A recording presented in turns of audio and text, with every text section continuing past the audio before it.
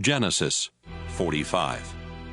Since Joseph could no longer control his feelings in front of his servants, he sent them out of the room. When he was alone with his brothers, he told them, "I am Joseph." Then he cried so loudly that the Egyptians heard him and told about it in the king's palace. Joseph asked his brothers if his father was still alive, but they were too frightened to answer. Joseph told them to come closer to him, and when they did, he said, "Yes, I am your brother Joseph, the one you sold into Egypt. Don't worry or blame yourselves for what you did. God is the one who sent me ahead of you to save lives. There has already been a famine for 2 years, and for 5 more years no one will plow fields or harvest grain. But God sent me on ahead of you to keep your families alive and to save you in this wonderful way. After all, you weren't really the ones who sent me here. It was God. He made me the highest official in the king's court and placed me over all Egypt. Now hurry back and tell my father that his son Joseph says, 'God has made me ruler of Egypt. Come here as quickly as you can. You will live near me in the region of Goshen with your children and grandchildren, as well as with your sheep, goats, cattle, and everything else you own. I will take care of you there during the next 5 years of famine. But if you don't come, you and your family and your animals will starve to death.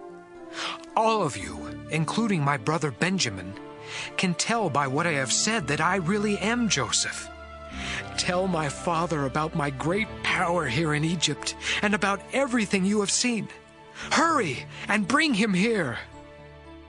Joseph and Benjamin hugged each other and started crying.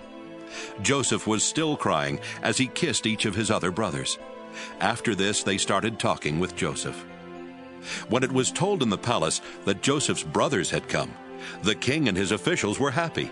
So the king said to Joseph, "Tell your brothers to load their donkeys and return to Canaan. Have them bring their father and their families here. I will give them the best land in Egypt, and they can eat and enjoy everything that grows on it. Also tell your brothers to take some wagons from Egypt for their wives and children to ride in, and be sure to have them bring their father. They can leave their possessions behind, because they will be given the best of everything in Egypt." Jacob's sons agreed to do what the king had said, and Joseph gave them wagons and food for their trip home, just as the king had ordered.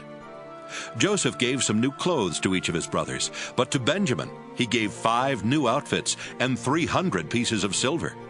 To his father he sent 10 donkeys loaded with the best things in Egypt, and 10 other donkeys loaded with grain and bread and other food for the return trip. Then he sent his brothers off and told them, "Don't argue on the way home." Joseph's brothers left Egypt, and when they arrived in Canaan, they told their father that Joseph was still alive and was the ruler of Egypt. But their father was so surprised that he could not believe them. Then they told him everything Joseph had said. When he saw the wagons Joseph had sent, he felt much better and said, "Now I can believe you. My son Joseph must really be alive, and I will get to see him before I die."